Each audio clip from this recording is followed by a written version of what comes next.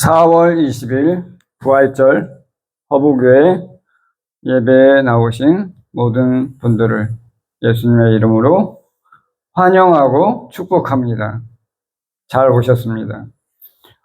오늘은 예수님이 부활하신 것을 기념하는 부활절입니다.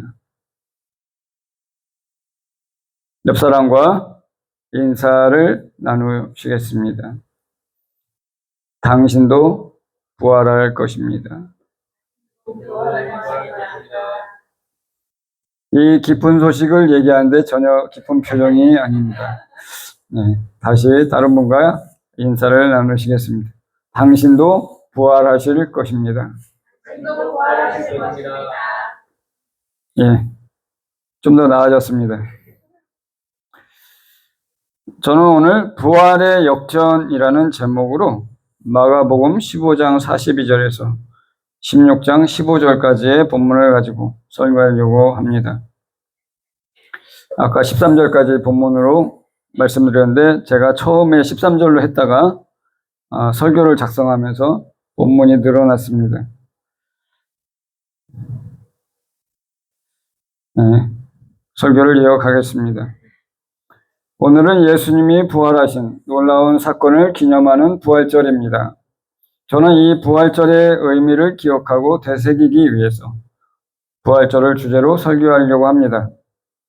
저는 설교 본문을 특별히 사복음서 중에서 마가복음을 선택했는데 마가복음에서는 예수의 부활을 목격하는 순서가 잘 나타나 있기 때문입니다. 마가는 여기서 그 사건에서 일어나는 일에 대해 상세하게 묘사하지는 않습니다. 다만 핵심적인 내용과 말씀만 추려서 전달하고 있는 듯합니다. 이는 마가가 예수님을 직접 따라다닌 사람이 아니라 누군가에게 전해 들은 것을 기억해서 기록했기 때문이라고 생각합니다. 저는 이 누군가가 아마도 베드로라고 생각합니다. 42절과 43절을 같이 읽겠습니다. 이 날은 준비일 곧 안식일 전날이므로 저물었을 때 아리마대 사람 요셉이 와서 당돌이 빌라도에게 들어가 예수의 시체를 달라 하니 이 사람은 존경받는 공회원이요 하나님 나라를 기다리는 자라. 예수께서 십자가에 달려 죽으신 날은 6월절이고 안식일 전날입니다. 그날 저물었을 때 아리마대 출신의 요셉이라는 사람이 빌라도 앞에 나아갔습니다. 요셉은 유대인의 존경을 받는 공회원이며 하나님의 나라를 기다리는 사람이었습니다. 요셉이 빌라도에게 예수의 시신을 자기에게 달라고 당돌하게 요청했습니다. 여기서 당돌하다는 말은 최대한 담대하게 용기를 내었다는 뜻입니다. 요셉은 복음서 앞부분에서는 전혀 나오지 않다가 예수님이 십자가에서 죽으신 다음에 등장합니다. 아마도 그는 드러내지 않고 예수를 믿었던 사람이라고 생각됩니다. 그런 사람이 이제 당돌하게 자신을 커밍아웃한 것입니다. 여기서 요셉의 행동이 제자들과 대비가 되지 않습니까? 제자들은 예수님이 사람의 주목을 받을 때에는 주님을 쫓아다니다가 예수님이 체포되자 다 도망가서 사라졌는데 요셉은 오히려 예수님이 죽으신 것을 보았어도 자신을 드러냈으니 말입니다. 이렇게 한 사람의 믿음은 위기에서 그 실체를 드러냅니다. 이 사람이야말로 숨은 믿음의 실력자라고 할 수 있습니다. 44절과 45절을 읽겠습니다. 빌라도는 예수께서 벌써 죽었을까 하고 이상히 여겨 백부장을 불러 죽은 지가 오래냐 묻고 백부장에게 알아본 후에 요셉에게 시체를 내어주는지라. 요셉의 요청을 듣고서 빌라도는 예수가 벌써 죽었는가 하고 의심했습니다. 그리고 백부장을 불러서 죽은 지 오래되었는지 물었습니다. 빌라도가 백부장에게 확인한 후에 요셉에게 예수의 시신을 내어주었습니다. 로마로부터 파견된 유다 총독 빌라도가 예수의 처형을 허락했었고 이제 그 죽음을 공식적으로 확인한 것입니다. 46절과 47절을 같이 읽겠습니다. 요셉이 세마포를 사러 예수를 내려다가 그것으로 싸서 바위 속에 판 무덤에 넣어두고 돌을 굴려 무덤문에 놓으매 막달라 마리아와 요새의 어머니 마리아가 예수 둔 곳을 보더라. 요셉이 세마포를 사다가 예수의 시신을 싸서 바위 속에 판 무덤에 넣어두고 돌을 굴려 무덤문에 놓았습니다. 왜냐하면 밤에 야생의 짐승들이 와서 시신을 훼손할 수 있기 때문입니다. 막달라 마리아와 요새 어머니 마리아가 예수를 매장한 곳을 보아두었습니다. 정확한 장소가 어디인지 기억해 놓았다는 것입니다. 사도 요한은 요한복음에서 요셉이 혼자 예수님을 무덤에 매장한 것이 아니라 또 다른 공예원인 니고데모가 그와 함께 했음을 언급했습니다. 니고데모는 요한복음 3장에서 밤에 예수님을 만나러 찾아왔던 바리새인입니다. 여기까지 예수님이 죽고 무덤에 장사된 사실을 증거하는 증인들이 나옵니다. 로마 백부장과 총독 빌라도, 아리마대 요셉과 니고데모, 그리고 세 여인들입니다. 이를 통해 예수님은 십자가에 달려 죽었고 무덤에 장사되셨다는 것이 분명한 사실이라는 것이 확증되는 것입니다. 그러면 왜 이렇게 예수님이 죽었다는 것을 증거하는 것일까요? 예수님이 죽지 않았다고 주장하는 것을 막기 위해서입니다. 예수님이 죽으셨다는 것이 부정된다면 예수님의 부활도 사실이 아니게 되기 때문입니다. 그래서 마가는 이렇게 예수의 죽으심에 대한 확증을 위해 여러 증인들을 불러온 것입니다. 그러면 예수님은 왜 십자가에 달려 죽어야 했나요? 먼저 시편 49편 7, 8절 말씀을 읽고 계속 살펴보겠습니다. 시편 49편 7, 8절 같이 읽겠습니다. 아무도 자기 형제를 구원하지 못하며 그를 위한 속전을 하나님께 바치지도 못할 것은 그들의 생명을 속량하는 값이 너무 엄청나서 영원히 마련하지 못할 것임이니라. 시편 말씀처럼 아무도 자신의 구원을 위해서 속전을 마련해 하나님께 바치지 못하는 것은 생명을 속량하는 값이 너무 엄청나기 때문에 영원히 마련할 수 없다는 것입니다. 이것은 인간의 죄의 무게와 대가가 얼마나 크고 무거운지를 표현하고 있습니다. 또한 사람이 스스로 자기의 죄의 대가를 지불할 수 없다는 것을 표현한 것입니다. 예수님은 마태복음에서 이러한 죄의 대가를 1만 달란트를 빚진 자로 비유했습니다. 1달란트는 6천 데나리온입니다. 1데나리온은 근로자의 하루 일당입니다. 근로자가 1만 달란트를 갚기 위해서는 주당 6일 근무를 기준으로 19만 2,300년 동안 일해야 합니다. 그런데 인간의 수명이 얼마나 됩니까? 성경을 기준으로 길어야 1000년입니다. 따라서 예수님 당시에 1만 달란트는 감히 상상할 수 없는 가치에 해당하는 것입니다. 인간의 죄는 하나님께 반역하는 것이고 영광의 하나님을 모욕하는 것입니다. 그럼에도 불구하고 자신의 죄가 얼마나 심각하게 하나님께 반역하는 것인지 인지하는 사람은 많지 않습니다. 그래서 중심으로 참되게 하나님 앞에서 죄를 자복하고 회개하는 것이 어려운 일입니다. 그런데 시편 기자는 저와 여러분에게 그것을 깨달을 수 있도록 경고해주고 있습니다. 생명을 속량하는 값이 너무 엄청나서 스스로 속죄할 수 없어서 그리스도께서 십자가에 달리신 것입니다. 사람 스스로는 그 속전을 영원히 마련할 수 없어서 예수님이 십자가에 자신을 내어주신 것입니다. 예수님이 십자가에서 죽으신 것이 저와 여러분 한 분 한 분의 생명을 속량하기 위해서라는 사실을 보여줍니다. 그 엄청난 대가를 지불하기 위해서 하나님의 아들 예수께서 십자가의 길을 가신 것입니다. 허브교회 성도 여러분, 예수님이 십자가에 자신을 내어주신 것은 하나님이 정하신 방식입니다. 인간이 하나님께 자기가 가진 재물로 속전을 드려서 죄의 문제를 해결할 수 있었다면 그리스도가 왜 십자가에 달려야 했겠습니까? 그만큼 하나님께 반역한 인간의 죄악이 너무 무겁고 크다는 것입니다. 나의 죄가 얼마나 치명적인지 깨닫는다면 하나님의 이 대속의 은혜가 얼마나 위대한지 알게 됩니다. 저는 허브교의 모든 성도들이 이러한 자기 죄의 심각성을 깨닫고 하나님 앞에 회개하여 주님이 이루신 십자가의 속량을 받기를 예수님의 이름으로 바라고 축복합니다. 16장 1, 2절을 같이 읽겠습니다. 안식일이 지나매 막달라 마리아와 야고보의 어머니 마리아와 또 살로메가 가서 예수께 바르기 위하여 향품을 사다 두었다가 안식 후 첫날 매우 일찍이 해돋을 때 그 무덤으로 가며 안식일이 지나니 세 여자가 예수의 시신에 바르기 위해 향품을 사다가 두었습니다. 아마도 안식일이 끝난 저녁에 향품을 준비했을 것입니다. 그리고 안식 후 첫날 새벽에 그 무덤으로 갔습니다.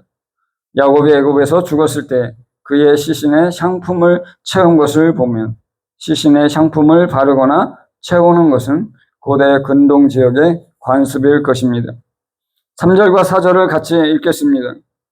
서로 말하되 누가 우리를 위하여 무덤문에서 돌을 굴려 주리오 하더니 눈을 들어본즉 벌써 돌이 굴려져 있는데 그 돌이 심히 크더라. 무덤으로 가면서 이 새벽에 누가 자기들을 위해 무덤에서 돌을 굴려줄까 걱정을 했습니다. 무덤을 막은 돌이 너무 커서 힘쓸 장정이 많이 필요했기 때문입니다. 그런데 무덤에 가까이 가서 보니 벌써 돌이 굴려져 무덤문이 개방되어 있었습니다. 마태복음 28장 2절을 같이 읽겠습니다. 큰 지진이 나며 주의 천사가 하늘로부터 내려와 돌을 굴려내고 그 위에 앉았는데, 마태복음 28장에서는 이 무덤문이 열린 것이 천사가 한 일이라고 언급하고 있습니다. 5, 6, 7절을 같이 읽겠습니다. 무덤에 들어가서 흰 옷을 입은 한 청년이 우편에 앉은 것을 보고 놀라매 청년이 이르되 놀라지 말라. 너희가 십자가에 못 박이신 나사렛 예수를 찾는구나. 그가 살아나셨고 여기 계시지 아니하리라. 보라, 그를 두었던 곳이니라. 가서 그의 제자들과 베드로에게 이르기를 예수께서 너희보다 먼저 갈릴리로 가시나니 전에 너희에게 말씀하신 대로 너희가 거기서 배우리라 하라 하는지라. 여자들이 무덤에 들어가니 흰 옷 입은 한 청년이 우편에 앉아 있는 것을 보고 놀랐습니다. 그 청년은 놀라지 말라고 하며 말했습니다. 이 흰 옷을 입은 청년은 아마도 마태복음 28장의 언급처럼 천사로 생각됩니다. 청년이 여자들에게 그들이 찾고 있는 분, 즉 십자가에 못 박히신 예수는 다시 살아나셨고 무덤에 더 이상 계시지 않는다고 말하며 시신을 두었던 곳을 보라고 말했습니다. 그리고 베드로와 제자들에게 가서 예수께서 그들보다 먼저 갈릴리로 가실 것이니 주님이 전에 말씀하신 대로 거기서 주를 배울 것이라고 전하라고 말했습니다. 예수님이 죽었다가 부활하신 사건은 구약에서 여러 곳에서 예언된 일입니다. 또한 신약에서도 사도들이 이를 증거하였습니다. 창세기 3장 15절 같이 읽겠습니다. 내가 너로 여자와 원수가 되게 하고 내 후손도 여자의 후손과 원수가 되게 하리니 여자의 후손은 내 머리를 상하게 할 것이요 너는 그의 발꿈치를 상하게 할 것이니라 하시고, 호세아 6장 2절을 같이 읽겠습니다. 여호와께서 이틀 후에 우리를 살리시며 셋째 날에 우리를 일으키시리니 우리가 그의 앞에서 살리라. 창세기 3장 15절에서 마귀는 그리스도의 발꿈치를 상하게 할 것이라 하는데 이는 그리스도가 죽으셨지만 다시 살아날 것에 대한 예언이라고 할 수 있습니다. 호세아 6장 2절에서는 셋째 날에 다시 살아날 것을 예언하고 있는데 그리스도가 죽고 3일 만에 다시 살아나셨습니다. 시편 16편 20절과 사도행전 2장 20절을 읽어보겠습니다. 이는 주께서 내 영혼을 수월에 버리지 아니하시며 주의 거룩한 자를 멸망시키지 않으실 것임이니이다. 이는 내 영혼을 음부에 버리지 아니하시며 주의 거룩한 자로 썩음을 당하지 않게 하실 것임이로다. 천사가 여인들에게 한 말은 구약에서 다윗의 시편 16편에서 예언된 말이 성취된 것입니다. 그리고 이 시편 말씀은 베드로가 사도행전 2장에서 오순절에 예루살렘에 방문한 유대인들을 향해 증거한 것입니다. 베드로는 다윗의 시편을 인용해서 청중에게 예수의 부활을 증언했습니다. 그러면 주님의 부활은 어떤 의미를 가질까요? 첫째는 예수님의 부활은 사망을 이기고 생명으로의 승리를 나타냅니다. 시편 16편 10절도 그것을 나타내고 있습니다. 부활은 죽음이 있어야 가능합니다. 그래서 십자가와 부활은 짝으로 언급되는 것입니다. 둘째는 예수님의 부활은 성도의 부활을 상징합니다. 예수의 부활은 곧 나의 부활이 되는 것입니다. 그래서 예수님의 부활은 부활의 첫 열매라고 말합니다. 구약 제사에서 초실절은 바로 이 죽음을 이기고 승리하신 주님의 부활을 예표하는 절기입니다. 다니엘서 12장 2절을 같이 읽겠습니다. 땅의 티끌 가운데서 자는 자 중에서 많은 사람이 깨어나 영생을 받는 자도 있겠고 수치를 당하여서 영원히 부끄러움을 당할 자도 있을 것이며, 땅의 티끌 가운데서 자는 자는 바로 이미 죽은 자를 가리킵니다. 깨어난다는 것은 새로운 몸을 입고 살아난다는 것입니다. 다니엘서는 이렇게 죽은 자의 부활을 예언하고 있습니다. 그리고 부활한 자는 영생과 영번의 처분을 받게 됩니다. 여기에서 우리는 부활과 회생을 분별해야 합니다. 죽은 자가 다시 살아나는 것은 회생입니다. 그러나 주님이 다시 살아나신 것은 회생이 아닙니다. 왜냐하면 신령한 육체, 하늘의 육체로 다시 살아나신 것이기 때문입니다. 반면에 회생은 육체는 이전 그대로 땅의 육신을 갖고 살아난 것입니다. 따라서 나사로가 죽었다가 다시 살아난 것은 부활이 아니라 회생이고 예수님은 진짜로 부활하신 것입니다. 회생한 자는 다시 죽지만 부활한 자는 다시 죽지 않게 되는 것입니다. 복음의 핵심을 케리그마라고 하는데 오늘 설교에서 바로 이 케리그마와 관련된 사건이 언급되어 있습니다. 즉 복음의 핵심 중의 핵심은 예수께서 성경대로 죽었다가 성경대로 다시 부활하셨다는 것입니다. 여기서 말하는 성경은 바로 구약 성경입니다. 고린도전서 15장 3, 4절을 같이 읽겠습니다. 내가 받은 것을 먼저 너희에게 전하였노니 이는 성경대로 그리스도께서 우리를 죄를 위하여 죽으시고 장사 지낸 바 되셨다가 성경대로 사흘 만에 다시 살아나사. 3절에서 바울이 받은 것은 바로 복음입니다. 교회는 이 복음의 핵심을 항상 놓치지 말아야 합니다. 예수님은 목적이 없이 당신 마음대로 죽은 것이 아니라 하나님의 뜻을 위하여 나의 죄를 대속하기 위해 죽으셨고 3일 만에 부활하신 것입니다. 8절을 같이 읽겠습니다. 여자들이 몹시 놀라 떨며 나와 무덤에서 도망하고 무서워하여 아무에게 아무 말도 하지 못하더라. 천사의 말을 듣게 된 여자들이 매우 놀라 떨면서 무덤에서 나와 도망쳤습니다. 그리고 무서워서 아무에게도 어떤 말도 하지 못했습니다. 너무 놀라서 말문이 막힌다는 표현이 있는데 여자들이 바로 그러한 상황에 빠진 것입니다. 주님이 무덤에서 다시 살아나셨는데 여자들이 기뻐하지 못하고 왜 놀랐을까요? 저는 그들이 부활을 믿지 못했기 때문이라고 생각합니다. 그리고 막상 죽은 사람이 다시 살아나자 놀라서 쓰러진 것입니다. 9절, 10절을 같이 11절까지 같이 읽겠습니다. 예수께서 안식 후 첫날 이른 아침에 살아나신 후 전에 7 귀신을 쫓아내어 주신 막달라 마리아에게 먼저 보이시니 마리아가 가서 예수와 함께하던 사람들이 슬퍼하며 울고 있는 중에 이 일을 알리매 그들은 예수께서 살아나셨던 것과 마리아에게 보이셨다는 것을 듣고도 믿지 아니하니라. 11절에 듣고도 믿지 아니하니라. 예수께서 전에 7 귀신을 쫓아내 주신 막달라 출신의 마리아에게 먼저 나타나셨습니다. 이에 마리아가 가서 예수와 함께 했던 사람들에게 알렸습니다.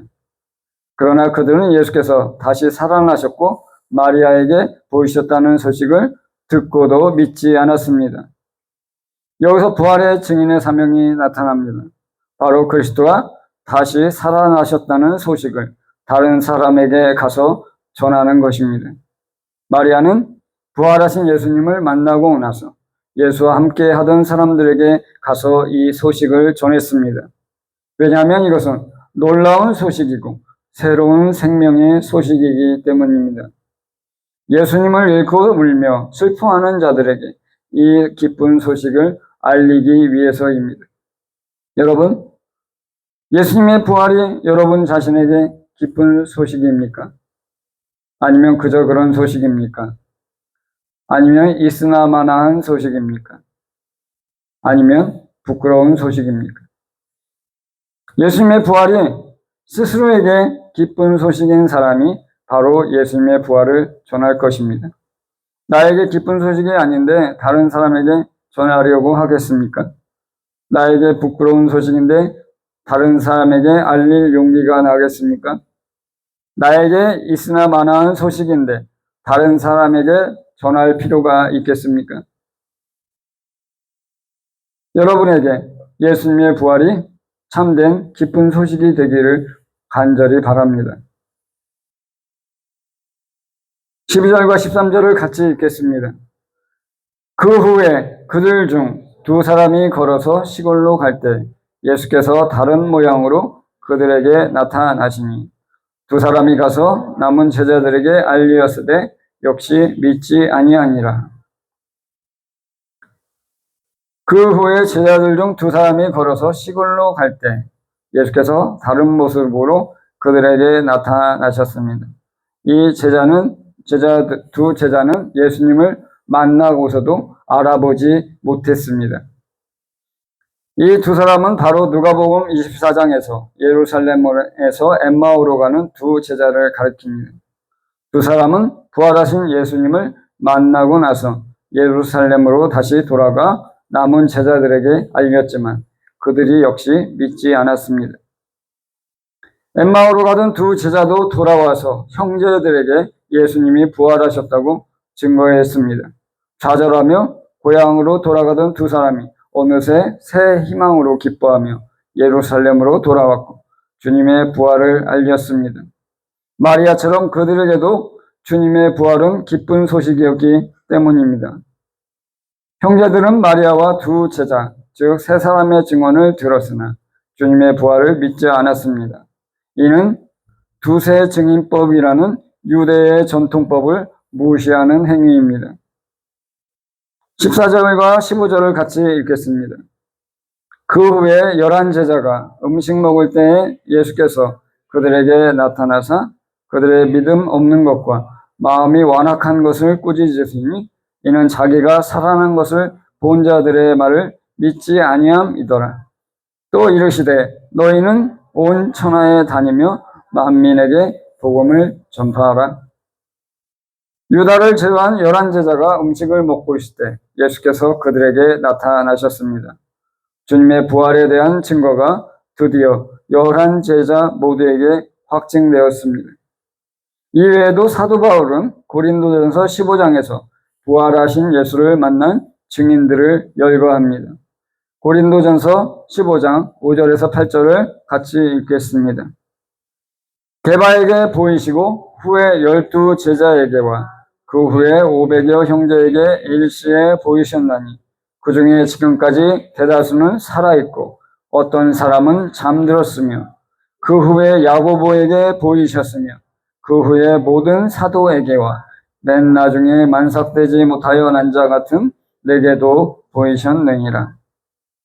바울은 서신에서 베드로와 자신을 포함해서 500명이 넘는 사람이 부활하신 주님을 보았고 만났다고 증언하고 있습니다. 바울의 증언은 부활에 허다한 증인이 있다는 것입니다. 베드로서, 야고보서, 바울 서신이 성경에 있게 된 것은 부활하신 주님을 그들이 만났기 때문입니다. 그런데 14절에서 주님은 왜 제자들의 마음이 완악하다고 책망했을까요? 첫째는 주님이 제자들과 예루살렘에 오는 도중에 자신이 십자가에서 죽을 것과 3일 만에 다시 살아날 것을 3번 말씀하셨기 때문입니다. 둘째는 이미 3사람이 주의 부활을 증언했는데도 제자들이 믿지 않았기 때문입니다. 즉 주님이 사전에 말씀하셨고 부활하신 주님을 만난 3사람이 증언을 했는데도 제자들이 믿지 않았기 때문입니다. 예수님께서는 그들이 믿지 않은 것에 대해서 그들의 마음이 완악한 것이라고 책망하십니다. 제자들이 왜 주님이 부활하셨다는 것을 믿지 못했을까요? 저는 그들이 예수님의 십자가에서 죽으시자 죽음에 대한 두려움에 빠져 있었기 때문이라고 생각합니다. 아마도 제자들은 주님이 영광과 권세를 보이시고 십자가에서 다시 내려올 것이라고 생각했는지도 모릅니다.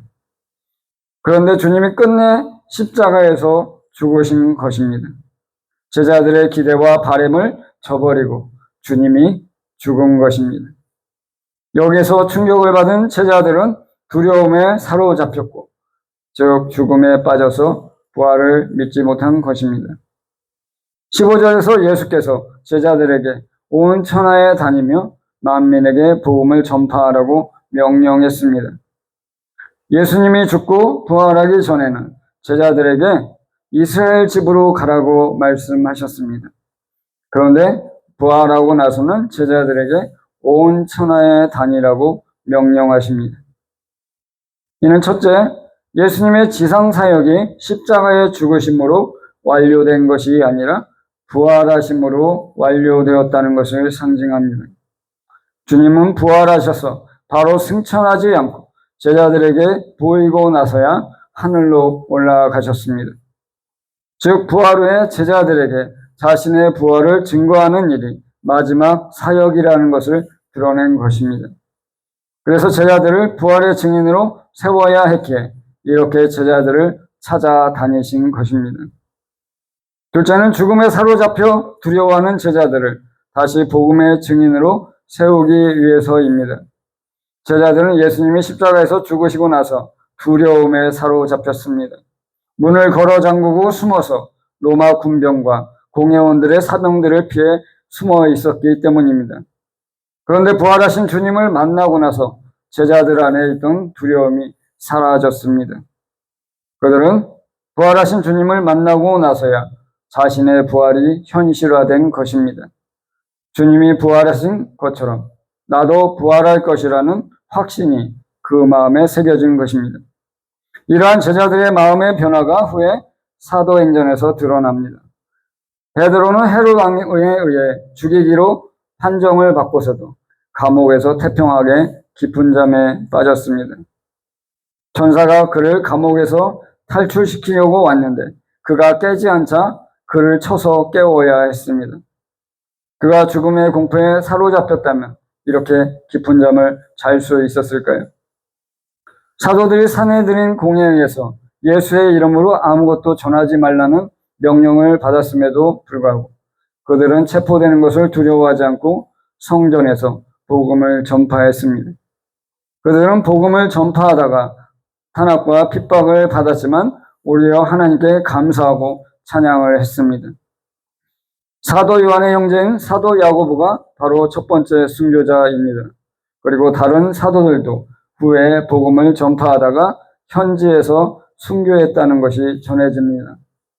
이들은 죽음을 두려워하지 않고 복음을 전하다가 주님께로 돌아간 것입니다. 다메섹 도상에서 부활하신 주님을 만난 사도 바울은 이방인들에게 복음을 전하다가 로마에서 순교했다고 전해집니다. 죽음을 두려워하던 제자들이 부활하신 주님을 만나고 나서 죽음을 두려워하지 않게 되었습니다. 그들은 오히려 주님을 다시 만나는 영광스러운 통로로 생각한 것입니다. 예수님이 체포되던 당시에 모두 도망갔던 제자들이 부활하신 주님을 만난 후에는 복음을 전하다가 죽는 것을 영광으로 생각하게 된 것입니다. 허브교회 성도 여러분, 주님은 사망을 이기고 부활하셨습니다. 주님의 부활은 그리스도의 신자가 된 저와 여러분에게도 아주 중대한 영향을 끼칩니다. 죽음을 두려워하는 자가 죽음을 두려워하지 않게 되고 이 땅에 소망을 두지 않고 주님의 나라에 소망을 두게 됩니다. 부활은 죽음을 이긴 증표입니다. 부활을 믿는 자는 죽음을 이길 것입니다. 부활을 믿는 자는 죽음을 두려워하지 않고 담대할 것입니다. 앞에서 복음의 핵심에 대해서 말했는데 바로 성경대로 죽으시고 성경대로 부활하신 예수 그리스도를 전파하는 것입니다. 허북의 성도 모두가 이 캐리그마를 사람들에게 전파해서 사랑하는 많은 사람들이 그리스도의 부활에 참여하게 되는 축복과 영광을 누리게 되기를 예수님의 이름으로 축복합니다. 같이 기도하시겠습니다.